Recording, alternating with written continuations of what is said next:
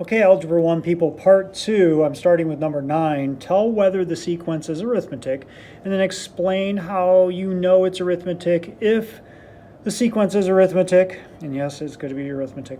Write a recursive and explicit formula, then find the next two terms. Okay, so we know it's arithmetic because there's a common difference, and you got to explain what that is. Okay, there's a common difference in each of these. So when there's a common difference, it is going to be arithmetic. The recursive, to give you some information, recursive, the recursive is going to be this formula here, where your first term is -1. Okay, and then for each time you're going to be going up 5. I kind of gave a little bit of something away there, but that's going to be your recursive. And then your explicit, take the first number in the sequence and put that right here in this blank. And then you're going to add the common difference. What's the common difference in all of these numbers? What's the common difference? And then that's going to be multiplied by the number of term in the sequence minus 1. And you could test that. You could put like 3 here, and you should get, when you work it all out, you should get 9. You should put 4 in that n value, and you should get 14, okay? And then to get the next two, all you have to do is, add 5 to this, and then add 5 to the next one to get the next two terms. Number 10. What is f -2 for the function? All you're going to do is, what they're saying there is plug in -2 for x. Okay, plug in -2 for x and work this problem out. So -3 times -2 plus 8. For number 11, do the ordered pairs, represent a linear function. And how do you know? I went and made a table, okay? Is there a constant rate of change? If there's a constant rate of change, then we have a linear function. Okay, so you have to determine that. Is this being a test? And hopefully you're pausing this and answering these questions thoroughly. For number 12, write an example of a sequence that increases in a pattern but is not arithmetic sequence, but explain the pattern. So you don't want something like, that has the same value. You do not want like 2, 4, 6, 8, because it goes up by 2, up by 2, up by 2. Maybe have something, that you, every time you add something and multiply it by something, or, whatever you want, but it's increasing.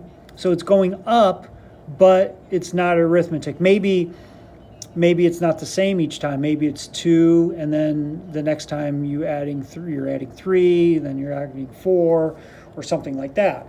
Okay, and explain that in your pattern, whatever you're doing for an increasing pattern, but it's not arithmetic. It's not this. It's not the same each time.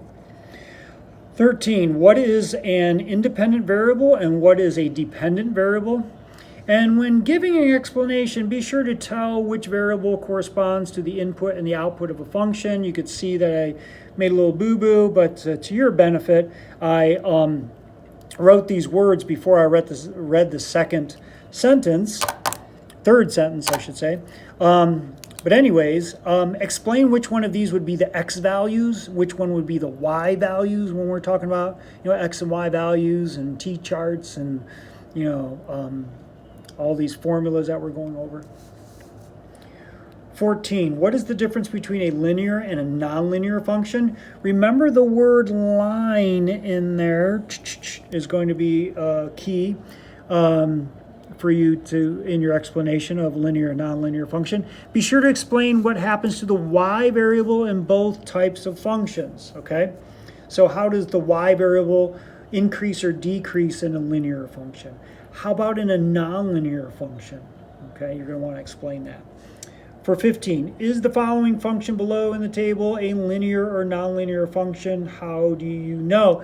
Once again, you're going to look for a specific rate of change. Remember back here, is there a constant rate of change? So you remember I made you a table for this one for number 11? Well, they got the table for you already. So 15 and 11 kind of go hand in hand. Is there a specific rate of change? Is it the same? Then it's going to be linear. If not, it's going to be nonlinear.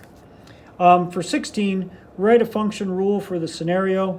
And I have some clarification to get you started on this one. The area of a triangle with a base of 4 centimeters greater than 2 times its height. What is the triangle's area when the height is 10 centimeters? So I have the height, and the base is going to be in relation to the height. So it's 2 times and 4 more than that, 4 greater than 2 times the height, okay? So this obviously is not drawn to scale. My base would be a lot bigger, but I just drew this to kind of, wrap our heads around it. Remember that the formula for area of a triangle is half the base times the height. So my base now is 2h plus 4, okay? So it's going to be area equals half, and then 2, and then even in more parentheses, h plus 4 times h.